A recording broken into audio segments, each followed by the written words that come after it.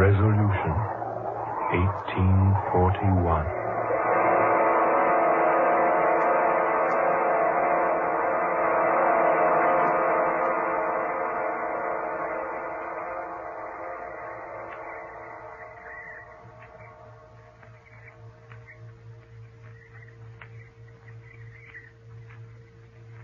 My name is Laura Cabot.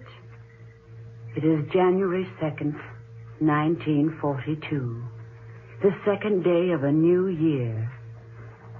As I speak these words, even I myself can't believe that what has happened is true. It began only a few short hours ago, less than 48 to be exact. And yet, it has changed everything for me, even life itself. I must tell someone. And so, I'm telling you. It all began night before last, New Year's Eve. A number of us had braved the deep snow and cold north wind to go out to the old Cabot place, north of Quincy, to see the new year in. There were 4 of us, Ed and Helen Richards, who had just been married a year, and a business friend of Ed's named Duke Toback. We had to leave Ed's car down at the road and walk up the narrow, unused lane leading to the big brick house.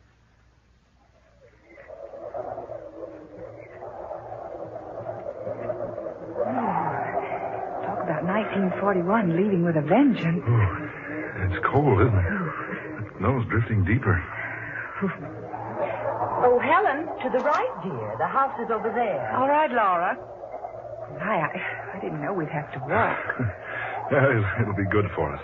I wonder what your friend must think of us out like this on New Year's Eve. Duke? Oh, Duke's a good sport.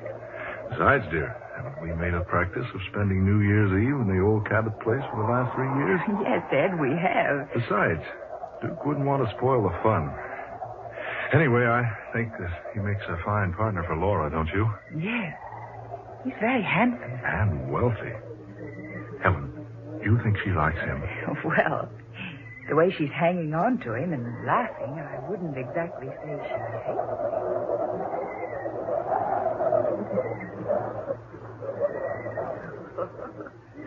Oh, Mr. Toback, you certainly must think that we're idiots. I wish you'd call me Duke. I've been calling you Laura all evening. Well, I guess it's because I'm so fascinated by your last name that I use it. Tell me, how do you spell it? Just like it sounds. T-O-B-A-C. Duke. Yes, Laura? Spell your last name backwards. Toback, spelled backwards, is Cabot. My name. I say, you're right. Well, that's the most unusual thing I've ever heard of. Well, I'm an unusual person. Are you? Don't you think so, Laura? I really haven't had time to decide yet. But I'm awfully glad you came along with Helen and Ed tonight.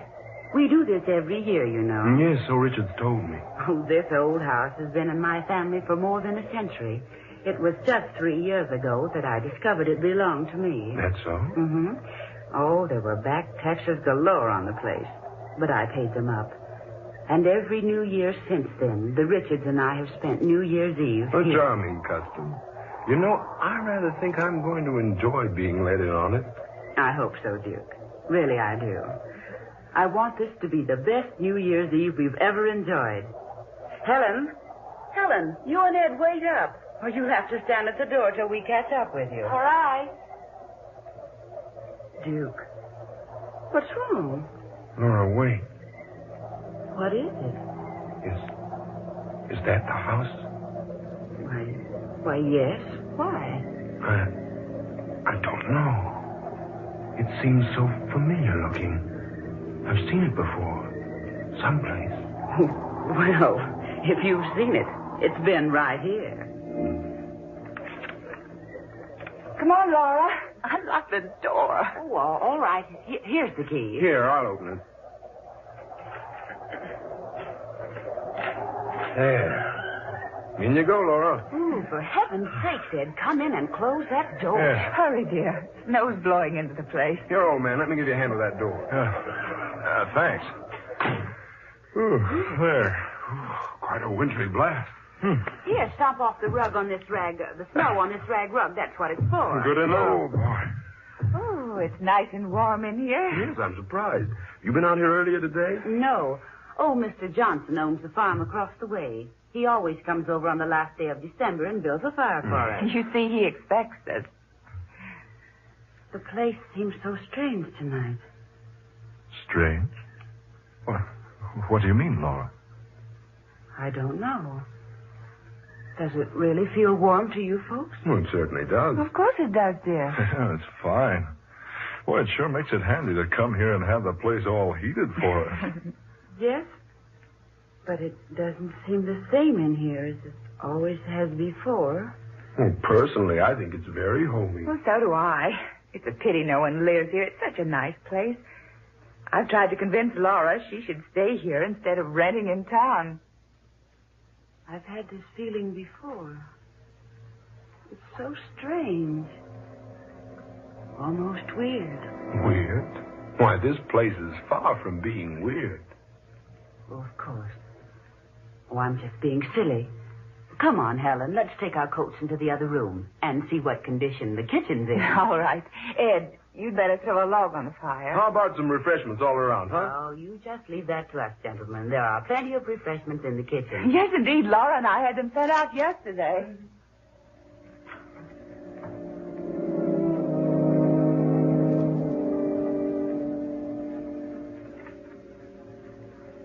Smoke, Duke? No, thanks.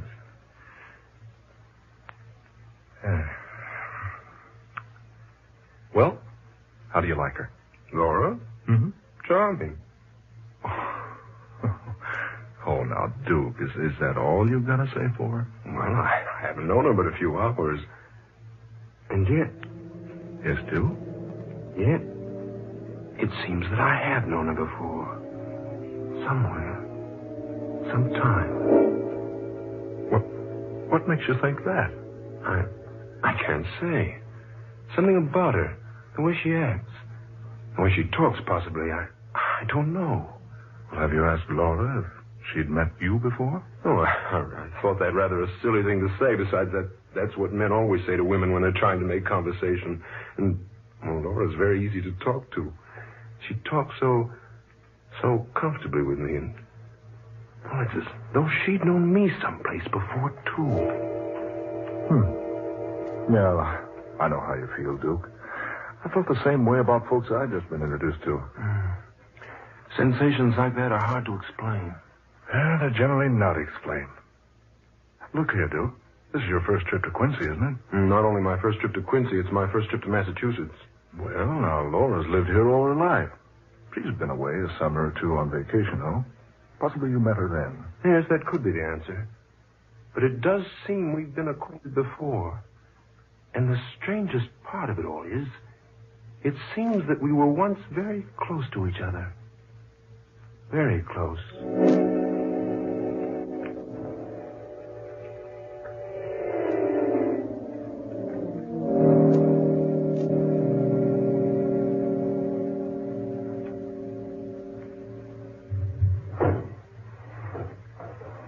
Oh, Helen, will you juice these oranges for me, please? How many? Oh, half a dozen to begin with, I guess. Oh, come on over here on the small table. Oh, all right. Laura, Yes. what do you think of Duke? Oh, I don't know. Give me a little more time. He seems to be attracted to you.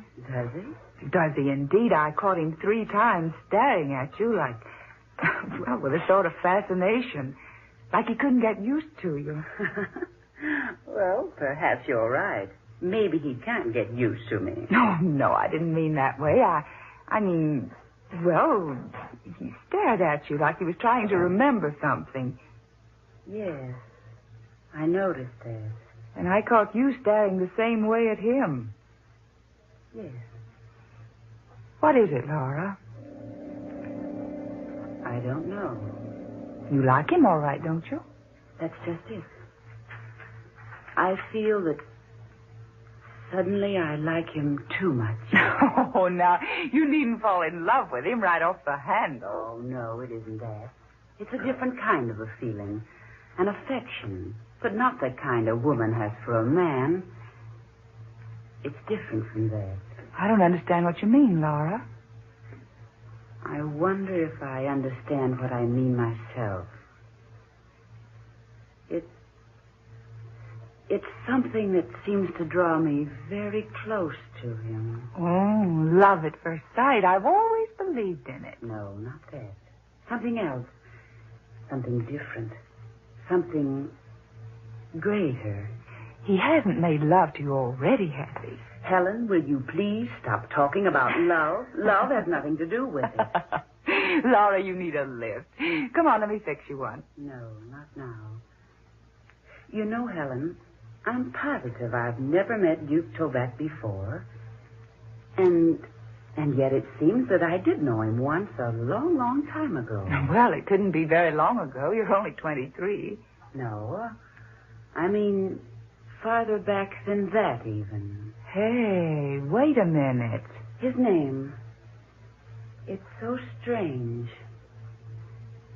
Toback. It's so very strange.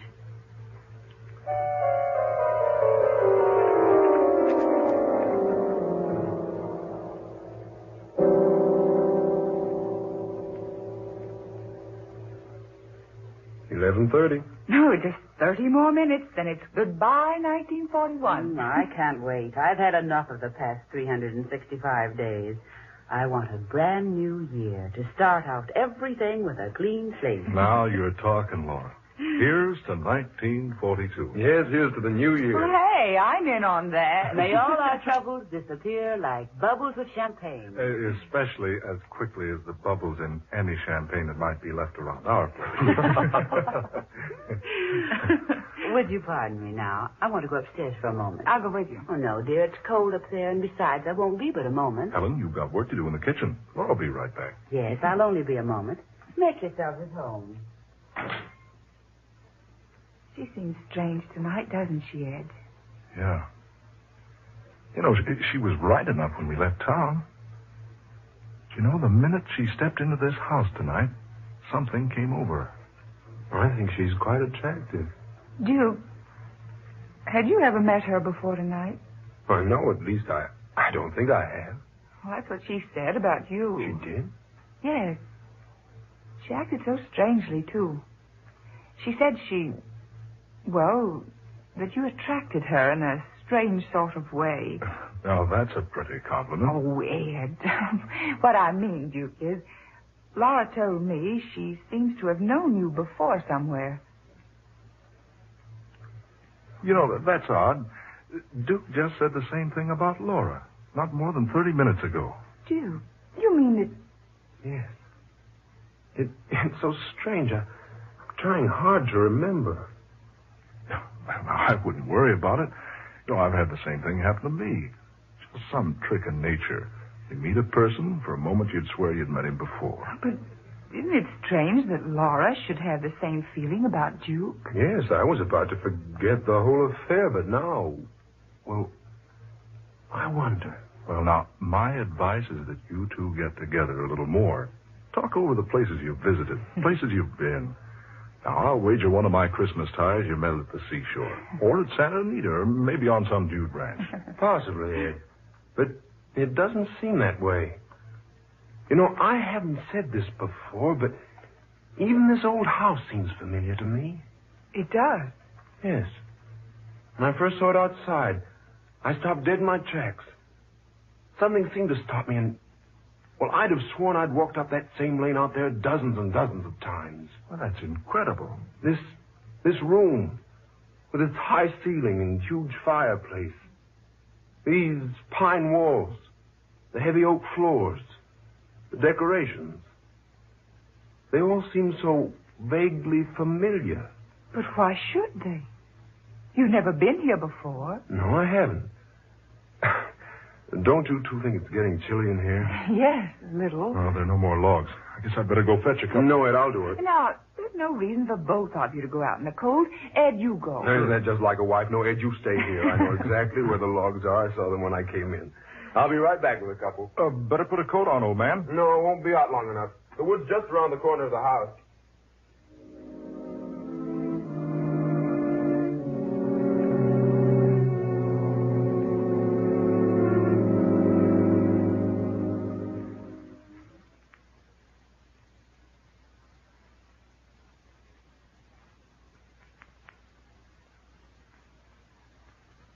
Oh, Laura, I didn't see you come back. Oh, he's gone to get some logs for the fire. Insisted on going alone. Laura, what a beautiful dress. Hey, those aren't the clothes you wore out here. Wherever did you find such a quaint outfit, darling? It's a dress my mother used to treasure. It's been in my family for almost a century. Oh, it's beautiful. I thought it would be fun to put it on tonight. I found it upstairs in an old trunk. Just wait until Duke sees you in that dress. Maybe that'll help him remember where he knew you before. He thinks he's known me before. And Helen says you feel that you've met him before, too. Well, yes. I do feel that way, but... Oh, I don't know what to think. I'm so upset tonight. Laura, what is wrong tonight? Ed and I've both noticed it. You know what's wrong, Laura? Oh, I didn't want to mention it, but... There. Something is wrong. Well, can we help you? No, I couldn't ask you to. Well, you two know how very fond I've grown of this old house and the property. Yeah.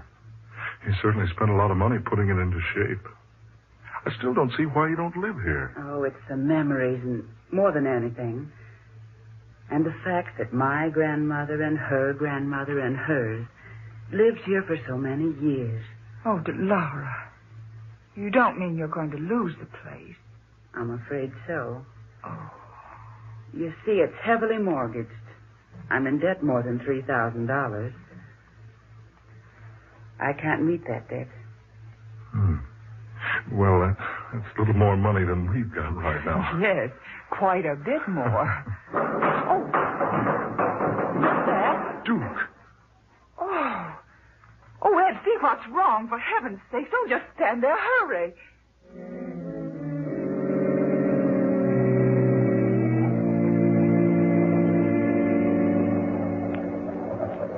Duke! Lord, man, your head. What happened? Speak to me, Duke. Are you all right? Here now. Let's take it easy. I'll carry you into the house. Come on now. Arm around my neck. That's it.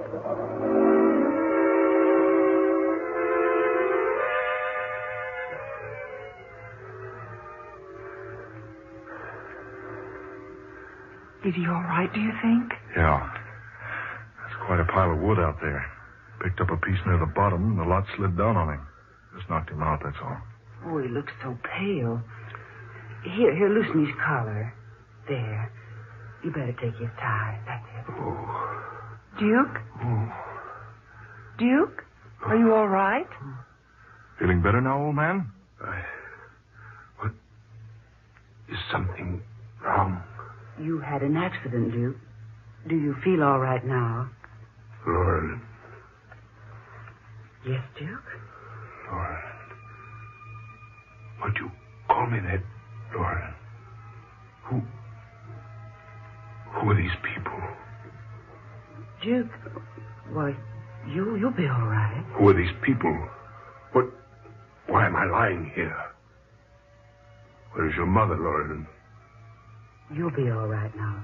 Just lie still. Why do you speak like that? Why do you look at me like that, daughter? Daughter? What's the trouble here? Suddenly you're so strange. It's you who are strange. What? You call your father strange? You call me, Jeremiah Cabot, strange? Jeremiah Cabot? Of course, Jeremiah Cabot. Don't tell me I have to remind you who I am. But Jeremiah Cabot was my mother's great-great-grandfather. Duke, for heaven's sakes, what's the matter with you? This is so strange. I'm afraid I don't know your friends, Lauren, and you, young lady. Or you, sir. Oh, now, Duke, cut the kidding. Just a moment, Ed. I think I'm beginning to understand. Oh. For a moment, child, I thought you were my daughter. Now I know the truth. You... Yes, that must be it. What, Laura? What on earth? Just a moment, Helen. Jeremiah Cabot. He built this house. His daughter was named Laurelyn. The name has been in the family for a century. Laurelyn. She looked so much like you. I still don't get this. Ed, wait, I think I can explain, at least partially. There's an old legend in our family that one New Year's Eve, Jeremiah Cabot was asked by his family to join them in making New Year's resolutions. In the spirit of jest, Jeremiah resolved one thing: to return to this earth 100 years from the night he made the resolution. That's it. Yes, of course. The resolution. The brick in the fireplace. The brick. What does he mean? I remember now. Here, I'll show you. This brick. This one behind the others. See? It's loose. You can remove it. But what are you trying to tell us? Here. You see? A hiding place behind the brick. This is where the papers are hidden. And the money. Will somebody please tell me what's going on around here? Ed. That's real money. $10,000. You see? It has been hidden here for years. And here, pictures. In the original deed to the Cabot property. Why, this is most amazing. And this is what I was looking for. Here, Lauren, read this. Go ahead, child. Read it. What did it say, Laura? Do you want me to read it? No. Just a moment. It's quite faded. The ink is almost gone. It says, I, Jeremiah Cabot, being in my right and sane mind, do solemnly resolve this night to return to earth again. Exactly 100 years from now, if it be within the realm of power. Signed, Jeremiah Cabot. December 31st, 1841.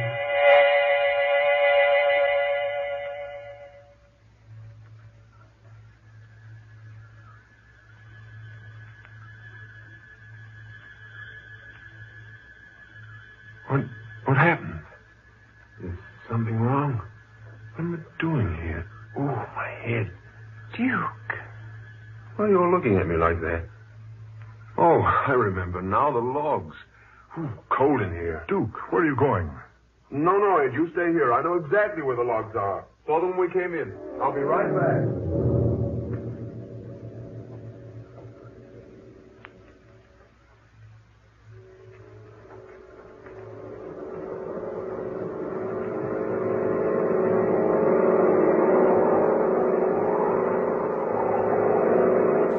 We hope that you've enjoyed this recording, and for more happy listening, please visit otrcat.com.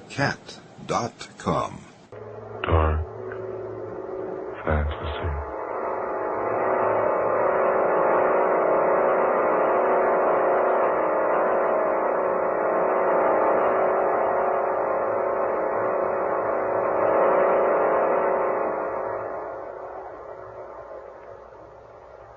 Resolution 1841. Tonight's tale of dark fantasy, written by Scott Bishop. Charles Carshon played Duke Toback. Minnie Jo Curtis was Laura Cabot. Eleanor Naylor Corrin was Helen Richards. And Ben Morris played Ed Richards. Next Friday night at this same time, the National Broadcasting Company will bring you the 8th in this series of stories of the supernatural and the unusual, created for you by Scott Bishop. Listen for the weird and haunting The Curse of the Neanderthal, the story of a grave 40,000 years old.